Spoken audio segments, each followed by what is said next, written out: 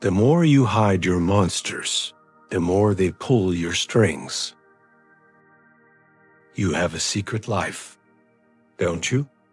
Not the one you live in public, the one you live in your head, the violent thoughts, the selfish desires, the shameful fantasies. Why do you think hiding them makes them go away? You have been told that you are a good person, that these dark thoughts are just aberrations, intrusive thoughts. That is a lie. They are not intrusions. They are you. Jung knew the truth. The brighter the light, the darker the shadow. Today, we open the basement door. We are going to conduct a shadow test. You are about to confront the 7 dark truths you have been hiding from yourself. You have built a fortress called identity. You say, I am kind. I am humble. I am peaceful. You have expelled everything that contradicts this image. You have created a shadow.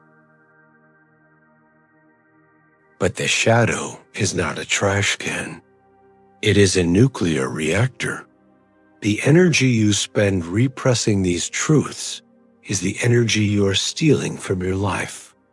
You are exhausted because you are holding a beach ball underwater 24 hours a day. And the worst part? The ball always pops up.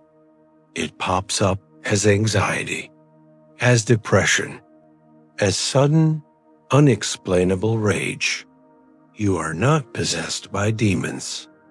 You are possessed by the parts of yourself you refuse to love. Today, we stop holding the ball down. We let it hit you in the face.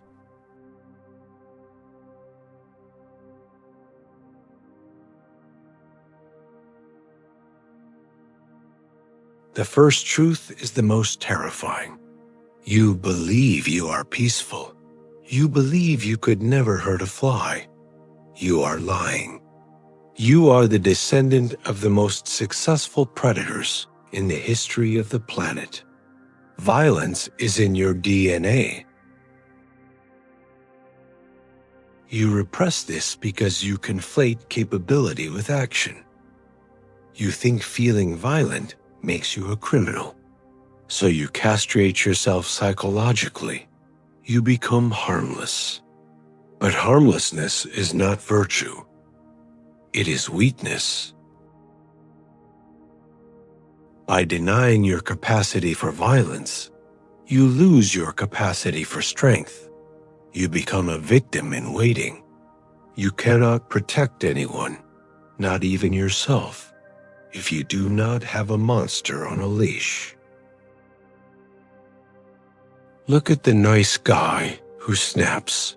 He never got angry. He never fought back.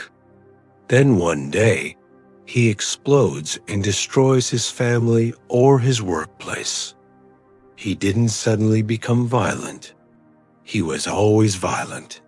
He just had no practice in controlling it. His denial created a pressure cooker. The man who knows he is a killer is the only one who can be trusted to keep the sword in the sheath.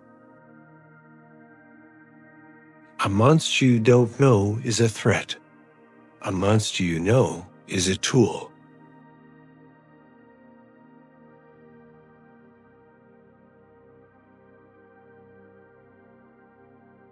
The second truth. You pride yourself on your humility. You despise people who brag. You hate narcissists. Why? Because you are one. Your humility is a mask for a grandiose sense of superiority.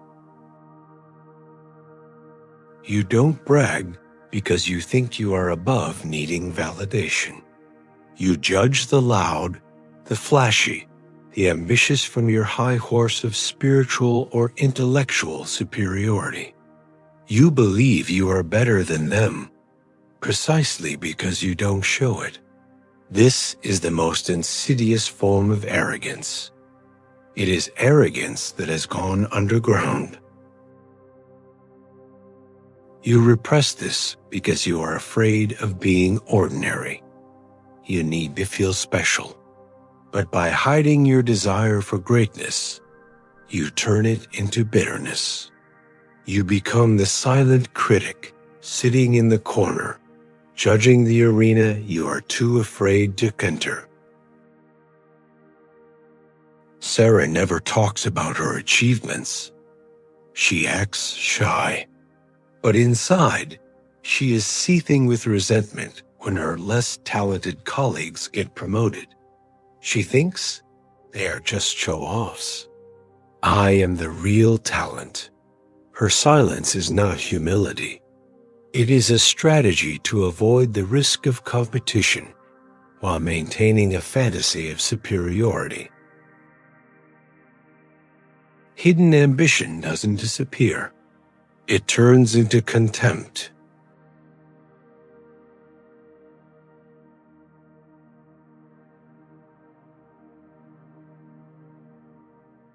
The third truth: you say money doesn't matter. You say you care about impact, art, or helping people. You look down on materialists, but look at your anxiety. Look at your envy. You are greedy. You want resources. You want security. You want the best for yourself and your family. This is a fundamental biological drive, but you have moralized it. You have decided that wanting is bad, so you disguise your greed as prudence or frugality. By repressing your greed, you cripple your ability to generate wealth. You cannot attract what you secretly despise. You become trapped in a cycle of scarcity, resentful of those who have what you pretend not to want. David works for a nonprofit. He talks constantly about the evils of capitalism, but he is constantly stressed about rent. He secretly checks the prices of luxury cars. He judges his wealthy friends, but accepts their dinners. He is a parasite of the system he claims to hate. His virtue is just a cover for his inability to generate value. One does not become enlightened by imagining figures of light, but by making the darkness conscious. Carl Jung. You cannot attract what you secretly despise. You have admitted violence, arrogance, and greed. The mask is cracking, but we are not done. We must go deeper into the relational shadows.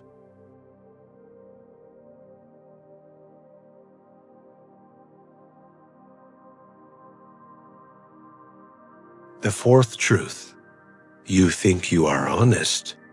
You think you are direct. But look at how you get what you want. Do you ask for it? Or do you hint? Do you sigh?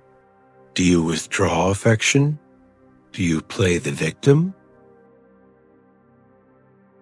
Everyone manipulates.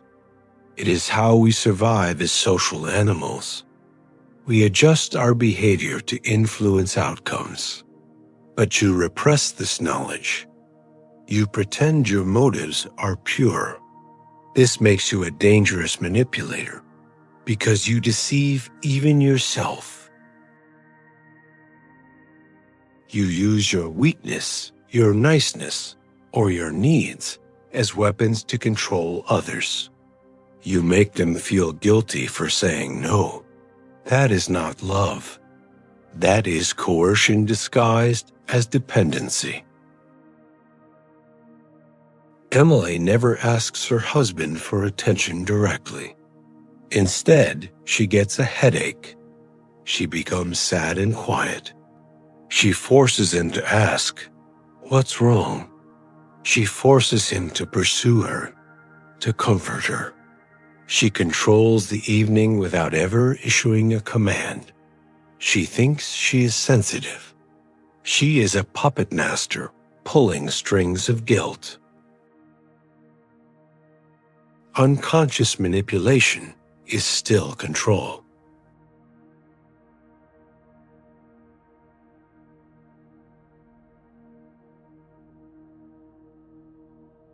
The fifth truth is the hardest to swallow. You complain about your problems. You say you want to be happy, but secretly, you love your pain. Your suffering gives you an identity. It makes you deep. It makes you a martyr. It gives you an excuse not to try. As long as you are the victim, nothing is your fault. You are safe in your misery. Happiness is risky. Happiness requires responsibility. Suffering is a warm, familiar blanket. You cling to your traumas like trophies. You tell your sad story to anyone who will listen, feeding on their sympathy. You are addicted to the pity of others and the self-pity of your own mind.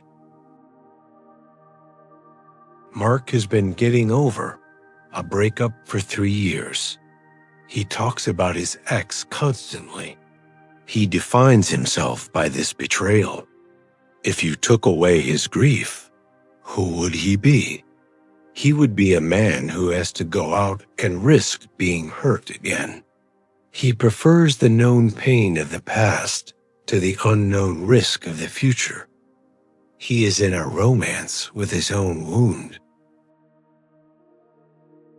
Pain becomes addictive when it gives you an identity.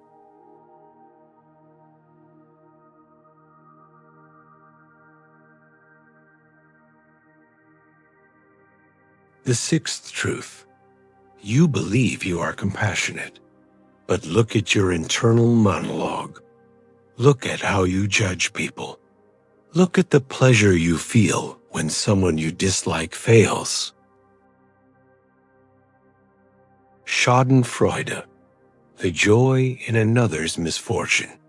You feel it. You repress it, but you feel it. You are capable of coldness. You are capable of cutting people off. You are capable of indifference. You repress your cruelty because it conflicts with your nice image. But cruelty is the flip side of boundaries. If you cannot be cruel, you cannot say no. You cannot protect yourself. You cannot leave a toxic relationship. You become a doormat because you are afraid of being mean. Lisa stays with an abusive partner for years. She says it's because she loves him too much. No, it's because she is terrified of being the bad guy who leaves. She cannot tolerate the guilt of causing him pain, even though he causes her pain daily.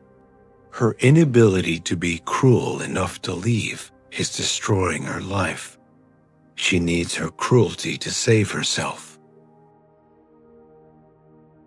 If you cannot be cruel, you cannot leave. You have admitted violence, arrogance, greed, manipulation, victimhood, and cruelty. You are not a saint. You are a human. But the final truth is the one that binds them all together.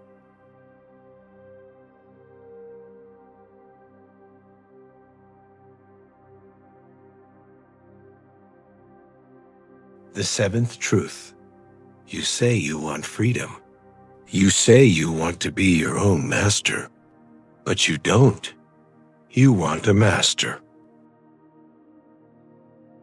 You want someone to tell you what to do. You want a boss, a guru, a partner, a government, to take the weight of responsibility off your shoulders. True freedom is terrifying. It means you are alone. It means every failure is yours. It means there is no safety net. You repress this desire for submission by rebelling in small, meaningless ways. You complain about the boss, but you stay. You criticize the government, but you obey. You are a child pretending to be an adult, desperate for a parent to create boundaries for you. Tom complains that his life is stuck. He blames the economy. He blames his upbringing. He asks everyone for advice, but never takes it. Why? Because if he took the advice and failed, it would be his failure. As long as he is stuck, he can blame the world. He is trading his freedom for the comfort of blamelessness. He is a voluntary prisoner. People will do anything, no matter how absurd, to avoid facing their own soul. Carl Jung. Say it. I am choosing this. Everything in your life, your job, your relationships, your misery, is your choice. No one is forcing you.